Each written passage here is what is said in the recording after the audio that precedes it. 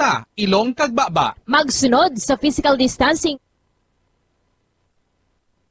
Patuloy na nagsasaliksik at mabilis maghatid ng mga balitang siksik at malaman. Patuloy na nangunguna sa mga issue, drama, promo at serbisyo publiko.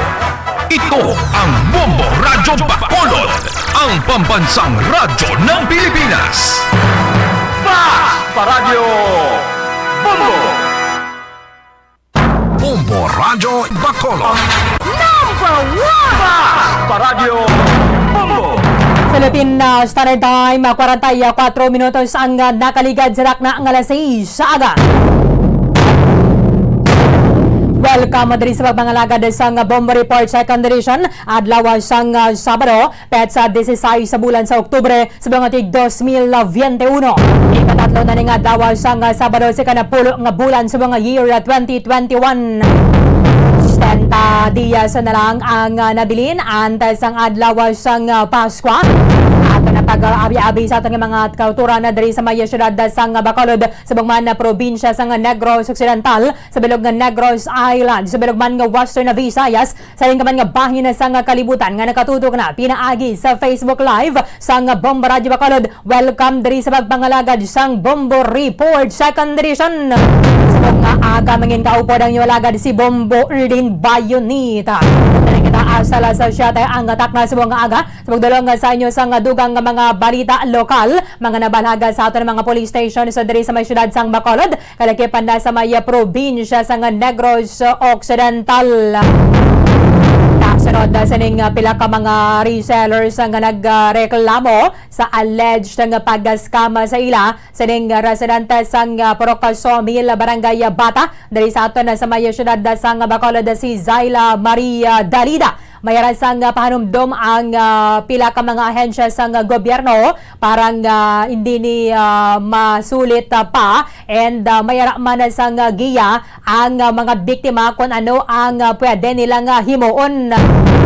Ang makahatag diri sang nagakaigo ang himuon nila kung ikaw ang kalaki padre sa mga nabiktima sining si Zaila Maria Dalida nga until subong tiwala pagyapon nakapagwa sang statement.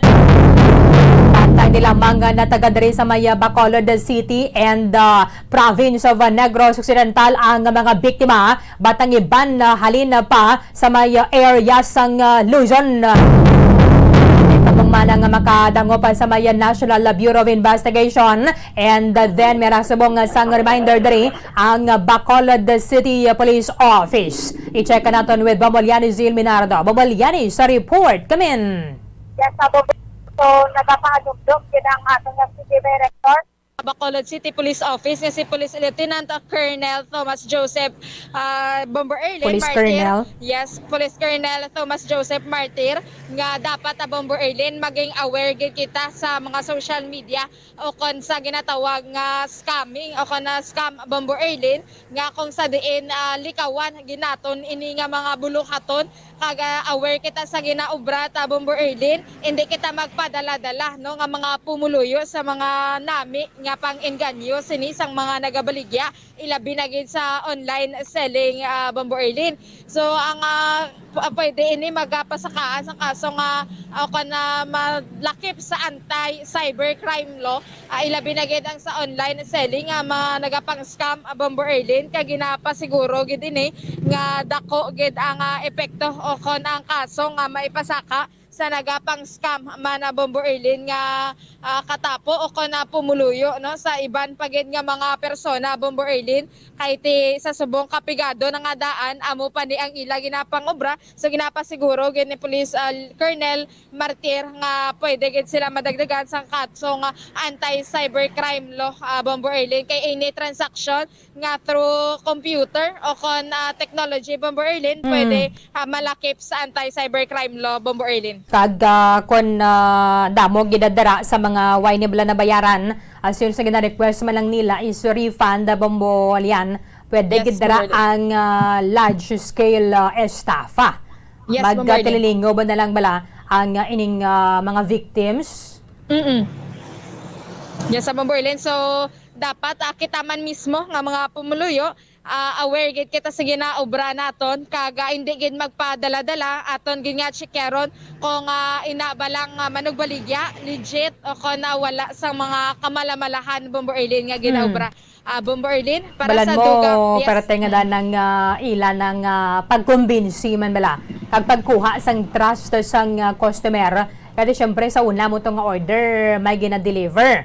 Di syempre madimata ka, given nga mas barato na diri ang iyang presyo, ma-order ka naman liwat. Di kung way pa to nakabot tong una, ikaduha mga order, so man natin ginagatilingaw ba na to, nagalaom ka taning kung mag-abot bala or deliver, tingaw ba na lang bombol yan. In fact, ang iba na ganit rin, nagkuha na sang masugat bala sa ila sining gina-order kay tinakasugdan kag ginapabot mo na nga sa mo na nga petsa mag-abot. Ang ending gali wala.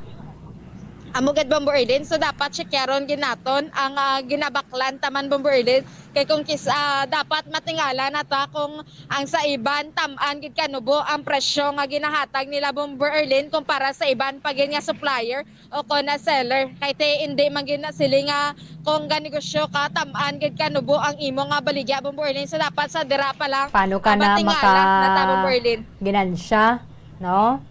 Amugid Bomber Arlene, galing kay ti ang aton nga mga kauturan tungod sa kapigaduhon sa buong tiga grabe man ang amar nga makanegosyo man kag makaguluginan siya nga makasapin-sapin ng man Bomber Arlene sa adlaw-adlaw nga pangingalang halaranon. Sige be. Yes, sa Bomber Arlene, pamatian naton ang pahayag ni Police Colonel Thomas Joseph Martir, ang City Director sang Bacolod City Police Office. Pumuloyo ka nga na biktima isang alleged scam. No, please, naman, do away with those things. No? Di ka magpadali-dali, magpadala-dala sa mga yung pag-inganyo sa aton para dito mabiktima sa mga scam ngayon. Di ka nugon sa atong kwarta at mga budlawan. Yes, Colonel, pag ang imo mensahe sa mga agapang scam o kung may mga plano palang mga scam, Colonel, kaya subong kapigado na tapos ano pa niyang ilang ang ginapang himo. Yes, oo. Sa amin, hindi man sila magtima sa aton ng mga pumuluyo, lalo na panday sa pangadaan subong. But if you are doing that, may cybercrime man siguro no? NCBF o NBI, itutukan nato na para matapna nato na ng mga Colonel, ano gini ang pinaka-kutom mga mensahe sa ilang na kung obrahon gini nila ang posible gid na matabo sila o kung ang kaso na makapasaka sila, Colonel. Yes, anti-cybercrime ilogit siguro na ang itampa sa ilang kaso, no? Maximum penalty na siguro ng anti-cybercrime law mo siguro ipataw sa inyo. Okay, sige. Bombo yan. And pwede kita dari maka-file isang iban pang mga criminal cases ining mga biktima. Ang large-scale estafa, ang amount sa nga involved dira is not less than 100,000 pesos. So since ang ginapahayag diri sang mga biktima, siguro hindi magnubo sa 5 million pesos ang nadula sa ila, so qualified again diri. Mugad Bomber Arlene, kay may mga proof of transaction ini sila ng through GCash nga ginahatag nga ginapasa man naton na ang mga screenshot nila Bomber Arlene nga may ara 300,000, may 195,000 nga mga balor ini. So amugid ni Bomber Arlene sila na ang mga persona nga pwede maka-file sa nga large scale estafa kutra o kung nabatok sa suspetsado o kung sa gina-allege nga scammer Bomber Arlene. Okay. Sige, check na nato nagkaroon ng pila pagidadari ka mga statement sang aton ng mga agencies of the government kung ano pagid ang pwede ang mahimo diri sang mga biktima. Kahit until subong way gapo nag-issue sang statement kung naway man lang ni kamalamalahan ni kagway man lang ni ng scam si Kwan, si Dalida, nagwa na ni kag ginatubang na ni mga biktima Bombolyan. Amugad Bomber Arlene, kay biskan ihambal ta pa nga nahadlok siya pero dapat i-defend gid ang iyang nga self Bombo Erlin kung kabalo siya nga tinlo gid iya konsensya kung wala gid siya maginobra Bombo Erlin ipakigbato ya kay ti kabalo sa kaugalingon niya nga wala man sa sangsala o kung naskaman sa mismo ti pwede man siya maka-file sang kaso sa supplier nga ginakuhaan niya Bombo Erlin. Kaya mo nang ginarasyon niya, di ba? Nga Yes, amo gid- nakabayad na siya dito, pero wala man sang nag-deliver. Ti Amo gid, Bombo Erlin? kon tuwad gyud man na atubangan ning mga nagareklamo. Kay kung may hatag lang siya tani o kung may istoryahon niya lang ni ang ginapang kuwaan niya no o kung ang mga reseller ya Bombo Erlin base pa lang maintindihan siya kung mga buy man sa iyang mga reseller Bombo Erlin. Okay, din kasubong. Kaya sa Bombo Erlin ari kita kung makita nimo no ang second kag third lane diri sa barangay Mandalagan sa may flyover pakadto na bata bala Bombo Erlin ginakayo diri ang dalan. Okay. So sa maaton nga mga kauturan nga nagamaneho sa nga private and public vehicles medyo hinahinay lang sila anay Bombo Erlin kay teda medyo kakitid pa sandalan kay may baral ang sa second and third lane diri nga dalan na Bombo Erlin. So, bali, Lacson, ina siya yan, no? Hindi nga din sa may circumferential. Yes, sa Bombo Erlin sa may Lacson, naari sa may dalan sang Lacson lapit to sa may Pepsi area ayon na Bombo Erlin. Okay, bali, maano ka na, pakadto na siya sa north. Yes, Bombo Or Erlin pakadto pakadto sa diri north, sa city. pakadto sa north na sa may flyover gid ayon Bombo Erlin dara gid nagsugod ginakayo ang dalan. Okay, sige. Thank you, Gid. Dabamo lian. Sa Bombo Erlin para sa pagpangalagad sa Bombo Reports 2nd edition, ini si Bombo Lian ni Zil Minardo para sa Pambansang Radyo ng Pilipinas, consistent overall number 1 sa Bacolod, Basta Radyo, Bombo! Madamang salamat kay Bombo Liani Zil Minardo, amaning pahanumdom sang aton nga City Director diri sa may Bacolod City Police Office. Sila binas sa mga nagabakal sang anuman na darang mga items o kon na mga produkto. Sa may online bata pwede pagid kamuyang maka-file sang criminal complaint. Bato kadri sa kay Zaila Maria Dalida amo ni ang pumuloyo sang Purokal Sawmill barangay Bata diri sa aton sa may syudad sang Bacolod nga ginaligar ng scam diri sang mga biktima.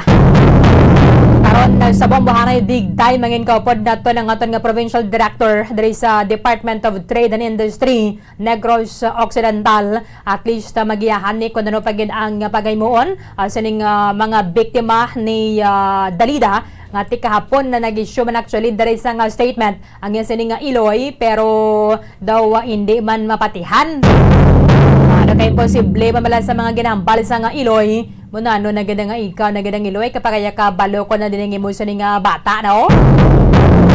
Siling yang tema yung pag ganito sa ban nga mga resellers ito kang mga abyan niya gina-replyan niya to pero ako nga Iloy why ganin siya nag-reply sa akon? Di ko ikaw man ang bibata sino mas pilion mo man? Ang imo siling nga Iloy o kon ang iban mo lang nga kakilala? Abyan mo lang na dara o kon ang imo siling nga Iloy? Kaya imposible man ang ikaw nanay, ikaw ang Iloy, way kakabalo ko din ang emosyon niya nga bata. Actually, nakabalo gining Iloy eh.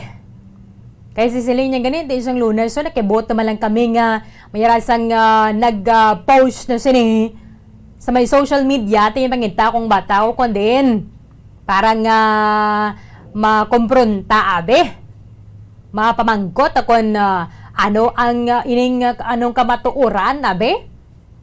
Angot sa ning reklamo sang mga nagapakilala nga mga resellers. Kaya man sa kanamuon sa mga nagareklamo diri sa aton na kuan na naton sang statement ang pila diri ka mga resellers.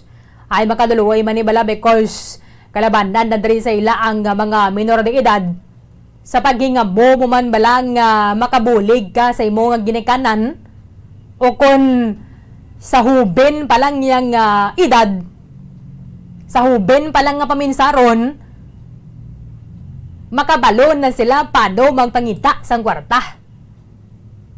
Ti dari, pila na ka mil de mil nang ginhatag nila to. Hindi mo man sila mabasol kat yung first order mo, nagabot mo. Di sila naman lang ngabing hindi sinaya magsalig man. Galing kat yung muna ning modus ang sining ginaaligar nga mga nagapang scam.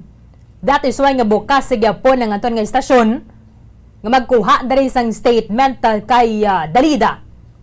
Galing kay tikapon nga gatuan nato sa balay nila, wala man to siya. Kadto sa store ato laman ng iloy niya to, but ay nareklamo sa mga resellers nga si Zayla Marie Dalida ti wala man dira. But mayara pagid ni siyang pwedeng nga mahimo ang ining mga biktima, because kung imo yung nga panindugan ti way ka man lamang ginimo na dara nga malain, way ka man lang sala sa sini mga nagreklamo nga ni nagwa nga mayara sila sa mga ebidensya nga mayara gid man sang transaction between you kag sa ila. Ti ato ba nga sila? Kung ang imo na dara rason nga gin scam kaman to sang ginkwaan mo to, ang ginakwaan sa puno gid bala sini mga items, ti ato ba nga ang ini mga nagreklamo? Kay iba na gani diri Abril, Mayo, Hunyo. Amo nang period nga nag-order sila diri, ang ending pila naka-order nila way man gapo nagabot. Nag-request sila refund pero mo man ang lagas-lagas nila kay mo mang pinalagyo niya ni. So kurantan karon sa mga big time with the provincial director sang DTI Negros Occidental. Impunto alas 7 na. Yarin na ang Bombo Network News.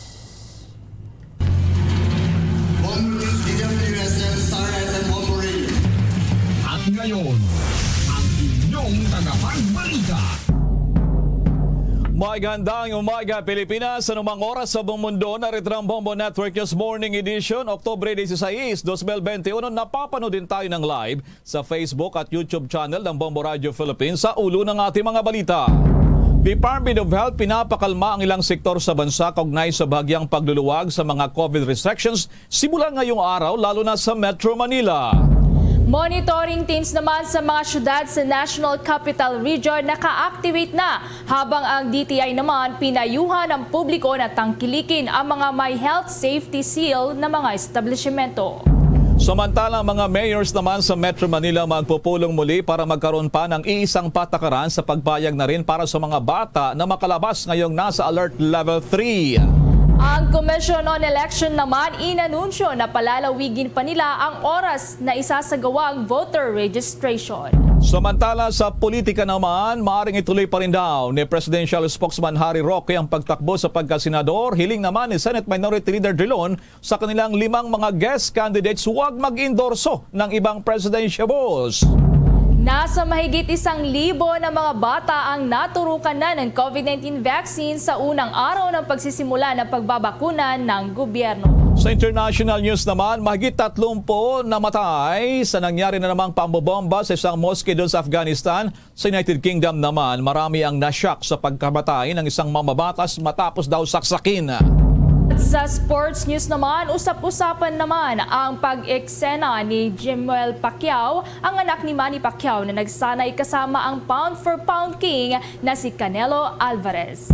At live via satellite mula pa rin sa Bombo News Center Makati, kami po maghatid ng mga balita. Ako si Bombo Everly Rico. Ako naman si Bombo Elmaracol at ngayon sa detalye ng ating mga balita. Mga kabombo, Kastar Nation, pinapakalma ngayon ng Department of Health o DOH ang ilang sektor sa bansa kaugnay sa pagsasailalim na sa bahagyang pagluluwag ang mga COVID restrictions sa Metro Manila simula ngayong araw at sa ilang lugar sa Pilipinas. Ayon kay Health Undersecretary Maria Rosario Vergere, ang downgrading sa NCR patungong Alert Level 3 ay nakabase sa kanilang scientific metrics. Aniya ang paglalagay sa mga alert clarification o classification ay dinidetermina ng Department of Health, kaya hindi ito kailangan pa ang debate at wala nang apila. Natukoy daw kasi ng DOH na sa nakalipas na 2 linggo, ang hawaan ng COVID-19 cases ay bumaba ng husto, kaya inilagay sa moderate risk ang bed utilization. Ito po yung mga ospital sa National Capital Region. Nitong nakalipas na araw, ang bed occupancy rate sa mga ospital ay nasa 46.5%. Ang ibig sabihin, nasa 4,907 mula sa kabuang 10,000 mahigit na mga beds sa mga ospital ang nagagamit pa lamang ng mga pasyente na dinapuan ng COVID-19. Samantala, sa mahigit 13 milyon na populasyon sa Metro Manila, nasa mahigit 7 milyon na ang nakatanggap naman ng kanilang mga bakuna. Kaugnay ng unang araw, Alert Level 3 sa Metro Manila. May mga payo dito ang DTI, itong Department of Trade and Industry.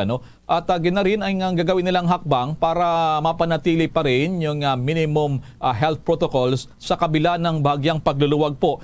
Yung Alert Level 3 sa Metro Manila. Yan, iba pang mga balita mula naman kay Bombo Dennis Samito.